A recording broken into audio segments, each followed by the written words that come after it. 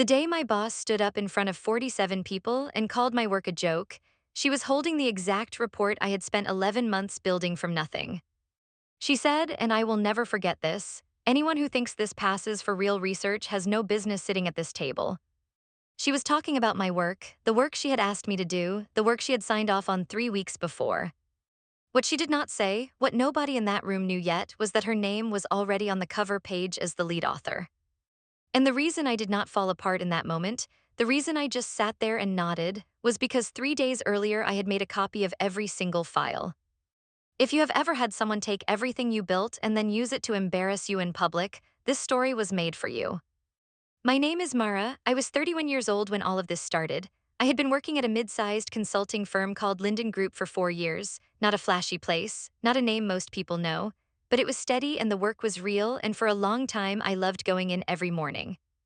I was the kind of person who stayed late not because anyone asked me to, but because I actually cared.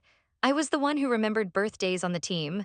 I was the one who fixed the slide deck at midnight before a client call. I was the one who said yes when everyone else said they were too busy.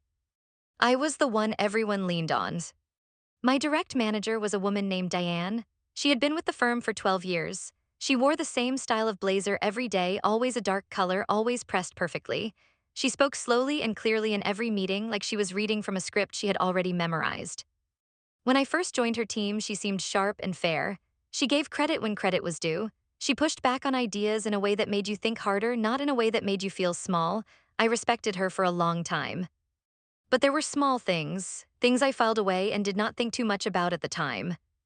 There was the time in my second year when I came up with a new way to structure our client intake process. I told Deanne about it over coffee. She listened, nodded, said it was interesting. 3 weeks later, she walked into a staff meeting and laid out the exact same idea as her own. She did not mention my name once. I told myself she had probably just been thinking along the same lines. I told myself it was not worth making a thing about. There was the time I covered for her when she missed a deadline with a client. She had asked me to send a quick note saying there was a systems issue. I did it. She never said thank you. I told myself that was just how it went with managers sometimes. Not everyone was warm, not everyone said the words. There was the time she told me I was being considered for a senior analyst role. She said it like it was already decided. She said she was going to recommend me personally. That was 14 months before the day in the conference room. The promotion never came. Every time I asked, she said the timing was not right. Every time I believed her. I believed her because she had never been openly cruel. She had never screamed at me or threatened me. She was just difficult in a quiet way. The kind of difficult that makes you doubt yourself before you doubt the other person. I kept giving her chances because I did not want to believe someone could be that calculated. I kept giving her chances because I had put 4 years of my life into that job, and I was not ready to admit those years had been building something that was not mine. The thing I was counting on was the Harrow Project. The Harrow Project was a full research analysis on market entry strategies for a new set of clients. It was 12 months of work. Diane had assigned it to me at the start of the year. She had said it was the kind of project that got people noticed. She had said if it landed well, it would be the thing that finally pushed me into a senior role. I had believed her completely. I worked on that project the way you work on something you love. I came in early and stayed late. I rebuilt the data model 3 times until it was right. I interviewed 14 people outside the firm to get the context right. I wrote the final report from scratch, every word of it, over 6 weeks. I handed it to Diane in early March. She read it and said it was the best thing she had seen come out of our team in years. That was the last time she said anything good about it to me directly. Something shifted in the weeks after I handed her that report. It was not anything I could name at first. It was more like a change in the air. Diane started scheduling fewer one-on-ones with me. When we did meet, she was polite but distant, the way people are when they are already thinking about the next thing before you have even started talking. I noticed she had started referring to the Harrow Pro. Ject in meetings as our research instead of naming me, not a big deal. Managers said our all the time. I told myself it just meant she was taking ownership of presenting it, which was normal. That was her job. Then I noticed she had stopped copying me on emails from the senior partners about the project. I had been on those chains from the beginning. The conversations about feedback, the questions about methodology, the scheduling of the final presentation. All of a sudden I was not in the thread anymore. I asked her about it once gently over a quick message. She said the chain had gotten long and she was just trying to keep it clean. She said she would loop me back in before the presentation. I believed her. I went back to my desk and told myself I was being sensitive. But I kept noticing things. There was a morning when I walked past the small glass-walled meeting room and saw Diane sitting with two of the senior partners. She had a printed copy of my report on the table. I could see my graphs, my layout, the exact color scheme I had chosen. She was pointing to a chart I had built and nodding along as they talked. She did not see me standing there. I walked back to my desk and sat down and thought about it for a long time. There was a voice in the back of my head that said something was wrong, but there was another voice, louder at the time, that said I was being paranoid, that Diane was just doing her job. That good work gets shared with leadership, and that was a good sign. I almost went to her office that afternoon. I had the words ready. I was going to ask her plainly where my name stood in relation to the project as we got closer to the final presentation. I stood outside her door for almost 2 full minutes. Then I heard her laugh at something on the phone. It was a bright, easy laugh, the laugh of a person who was not worried about a single thing, and something about that laugh made me turn around and walk back to my desk without knocking. I told myself I would bring it up after the holiday weekend, that there was still time, that I was reading too much into a laugh. But that night I could not sleep. I lay in the dark and I thought about the intake process idea I had never been credited for. I thought about the promotion that had been promised and never arrived. I thought about all the small moments I had explained away. And for the first time, I let them sit together in one place instead of keeping them separate. They added up to something I did not want them to add up to. I went into the office the next morning earlier than usual, before 7. The building was quiet and the lights were on their automatic setting, half dim. I went to my desk and I opened the Harrow project files. And then, because something in me said to do it, I made a full copy of everything, every draft, every data file, every version note with my timestamps on it, every email thread where Diane had given me direction and I had responded with updates. I saved it all to my personal external drive. I did not know exactly why I was doing it, I just knew I needed to. I was back at my desk by 7:30 with my coffee and my files, and a feeling in my chest I could not name yet. The presentation was on a Thursday, the conference room on the fourth floor, the big one with the long glass table and the chairs that were always slightly too cold. There were 47 people in the room, I counted later from memory. Senior partners, junior staff, two clients who had flown in from out of town. It was the biggest internal presentation Linden Group had held that year. Diane had not told me I would be presenting, she had told me to attend. I assumed we would be presenting together, I had assumed that was obvious. I found my seat near the middle of the table. I had a copy of the report in front of me. I had spent the morning going over the key points in my head, the way you do when you know the material cold. Diane walked in at 9 on the dot. She had a clicker in her hand and she was already in conversation with one of the senior partners, nodding and smiling. She sat down at the head of the table. The title slide went up on the screen. My name was not on it. I stared at it, I read it twice, 3 times, I thought I had missed something. I looked down at my printed copy. My name was on mine, but the one on the screen had only Diane's name. Diane Chen, lead analyst. She started talking, she walked through the whole thing, my methodology, my data, my findings. My words, some of them lifted almost exactly from the pages I had written. She talked about the market entry framework I had built, and she explained it the way someone explains something they invented. She never said my name. Not once. At one point, a senior partner asked about the interview process, how we had gotten such specific data from outside sources. Diane said, and I heard every single word, my team and I spent months on the sourcing. It required a lot of patience and a specific approach. My team and I just stared. I could not speak. I could not breathe. I looked around the table to see if anyone was looking at me. No one was. Why would they be? As far as the room was concerned, I was just another person in a chair.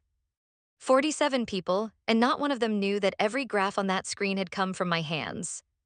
The moment that broke something open in me was not during the presentation, it was after. One of the junior analysts, a young woman named Priya who had started 8 months earlier, came up to me in the hallway. She said quietly that she had heard this was partly my project. She said she had seen me working on it for months. She asked me why my name was not on the slides. I told her I was not sure. She looked at me with something in her eyes that was not quite pity but was close to it. Then she nodded and walked away.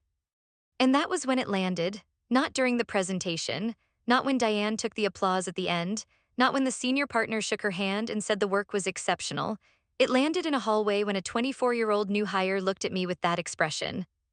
That was the cost, not just the credit, not just the promotion that would now definitely go to Diane, not just 11 months of my life given to something that had been taken from me in a 45-minute presentation.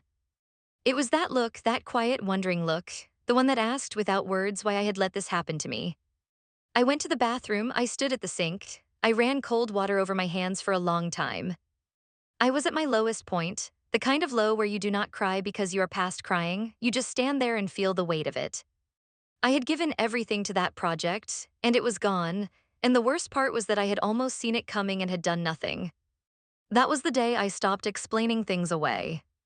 The day that changed everything was not a dramatic one. It was a Tuesday, 2 weeks after the presentation.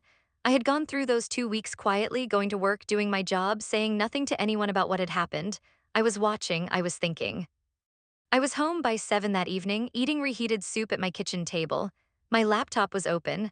I was not doing anything in particular, just scrolling through old emails out of habit.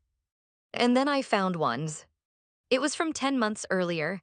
Diane had sent it to me on a Saturday morning. It said, and I still have it, Mara, this is your project to own. Take it wherever you think it should go. I'm trusting your instincts completely. Your project to own. I read it 3 times. I was not angry when I read it. That is the strange part. I did not slam my laptop or say anything out loud. I just sat there with my soup getting cold and I read those 6 words over and over. Your project to own. I became very still, the kind of still that comes from the inside. I had been spinning for 2 weeks, turning it over and over in my head, trying to figure out what I should feel and what I should do and whether anything I did would matter. And all of a sudden, I stopped spinning. I did not make a decision in a big dramatic way. It was more like a door had been standing open for a while and I finally just walked through it. I pulled out my external drive, I plugged it in. I went through every file, every version, every timestamp. I went through every email where Diane had given me direction. I found the one from that Saturday. I found 7 more like it. I found her written feedback on my drafts, full of specific comments in her voice, which meant she had read them carefully enough to edit them, which meant she knew exactly whose work it was. I opened a new document and I started writing a timeline, date by date, draft by draft, email by email. I was not shaking, I was not rushing, I was just very clear about what I was doing and why. There is a feeling you get sometimes when you are doing exactly the right thing at exactly the right moment. Not a loud feeling, a quiet one, like the noise that had been filling your head for weeks just finally stops. That is what I felt sitting at my kitchen table at 9 at night with cold soup and a full external drive. Before I tell you what happened next, I need you to know that this is the part nobody saw coming. Not Diane, not the partners. Not even me, not fully, not until it was already in motion and moving faster than I had planned. What I built over the next 3 weeks was not a complaint, it was not a fit of anger, it was a case, a clear, careful, quiet case, and I built it the way I had built the Harrow project, with patience, with specifics, with no room for doubt. The first thing I did was organize everything into a single folder. Every draft of the report with my file creation dates and modification dates visible, every email from Diane directing me, praising me, calling it my project, the Saturday email, 6 others like it, screenshots of the slides from the presentation with only her name, a recording I had made on my phone, just audio, of a brief conversation we had had in her office 2 months before the presentation where she had referred to the project as mine 3 separate times. I was careful about that recording. I looked up the laws. In my state, one-party consent meant I was allowed to record a conversation I was part of. I was part of that conversation. The recording was legal. The second thing I did was request a meeting with the firm's HR director, a woman named Sandra who I had spoken to maybe 4 times in 4 years, but who I knew had a reputation for being fair. I did not tell Diane I was doing this. I did not tell anyone.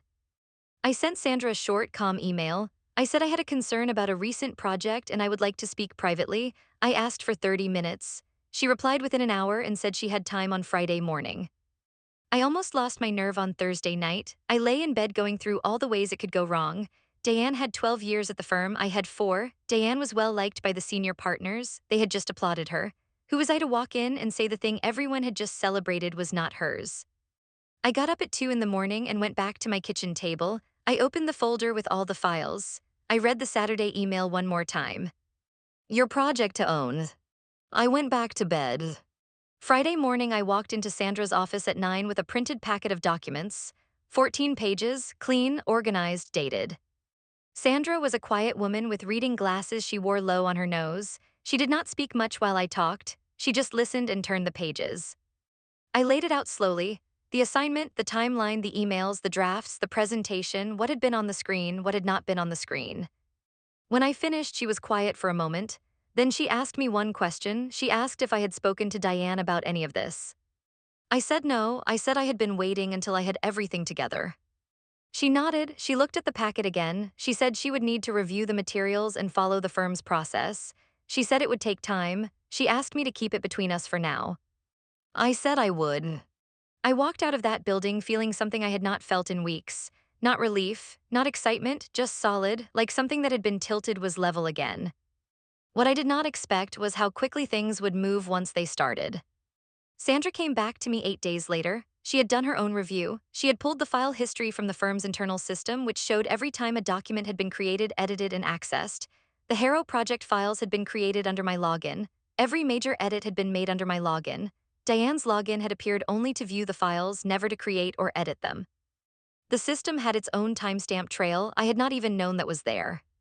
Sandra requested a meeting with Diane and two of the senior partners. I was asked to attend. I was told to bring my documentation. The meeting was in the same conference room, the big one on the fourth floor. 47 people had been in there 3 weeks earlier watching Diane take credit for my work. This time there were 5 of us. Diane walked in not knowing what the meeting was about. I watched her face when she saw me sitting there with my packet of papers. She did not look guilty, she looked confused, which told me she had not considered, not even for a moment, that I would do this. Sandra explained the purpose of the meeting plainly. She said there were questions about the origin of the Harrow project materials and that she needed to work through the documentation. Diane started talking immediately. She said the project had been a team effort. She said she had provided significant guidance. She said that was her job as a manager. She said the framework had been her idea. Sandra set the Saturday email on the table. Diane looked at it. She stopped talking. One of the senior partners, a man named Robert who had been at the firm for 20 years, picked up the email and read it. He set it down. He asked Diane to explain what she had meant when she wrote, "This is your project to own." Diane said she had meant it in a general sense, that she was encouraging me, that was just how she talked to her team. Sandra laid out the system timestamps. She walked through them page by page, every file, every edit, every login. The room was very quiet. Diane looked at me. It was the first time she had looked directly at me since I had walked in. I did not look away, I did not say anything. I just met her eyes and let the silence sit. That was the moment she understood. Not just that she had been caught, but that I had seen it coming, that I had been patient, that I had let her walk into the room thinking she was safe. The justice did not feel loud when it arrived. It felt like the exact right weight placed on the exact right scale. The weeks after that meeting were quiet, that is the only word for them, quiet. Diane did not come back to the office after that Friday. I found out through Sandra in a second private meeting that she had been placed on administrative leave pending a formal review. I was not told everything that happened after that. I did not need to know everything. What I noticed was smaller than that. The chair at the head of the morning team meetings, Diane's chair, was empty, not dramatically empty, just empty the way a chair is when the person who always sits in it is no longer there. The first Monday it was gone, I noticed people were quieter than usual at the start, not sad, just adjusting, the way you adjust to a room that has changed its furniture. I noticed that Priya, the junior analyst who had looked at me in the hallway with that wondering expression, started sitting closer to me in meetings.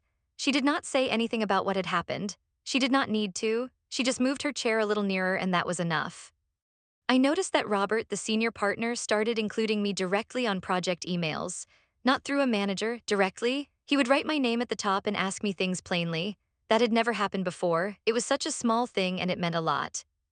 I noticed that when the Harrow project was referenced in subsequent client meetings, and it was referenced often because it had done well, my name was attached to it now.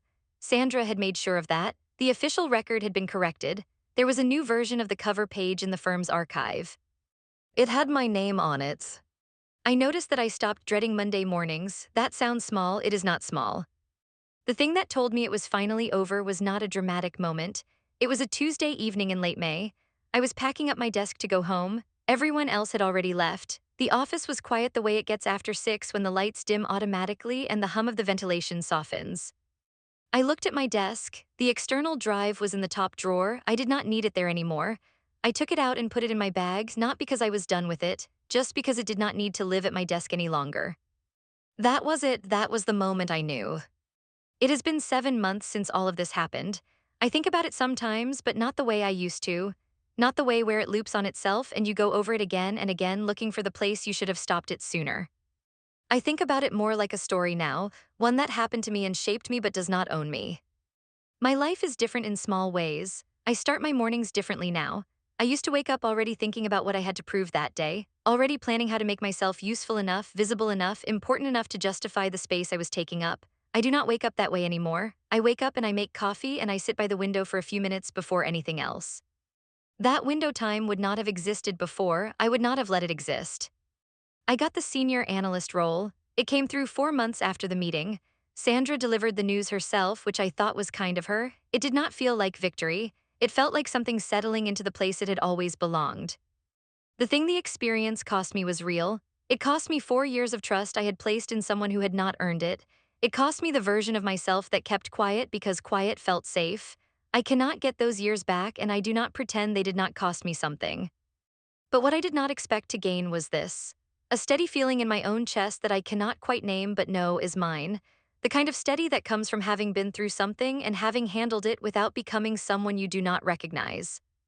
I did not yell, I did not scheme, I did not try to hurt anyone. I just built a careful record and I walked into a room and I told the truth. That is what I know now. Truth, kept in order with dates on it, is the quietest and most powerful thing a person can carry. What you just felt watching this story has a name, and it is the kind of feeling that stays. This channel exists for people who have been overlooked, taken from, and still somehow found their way back to themselves. If you want more stories like this one, the ones told slowly and honestly and without anything left out, you belong here. Many of you have your own version of this room, your own version of a name left off a slide, and whether you have told anyone about it or not, that story is valid. You are not alone in any part of this.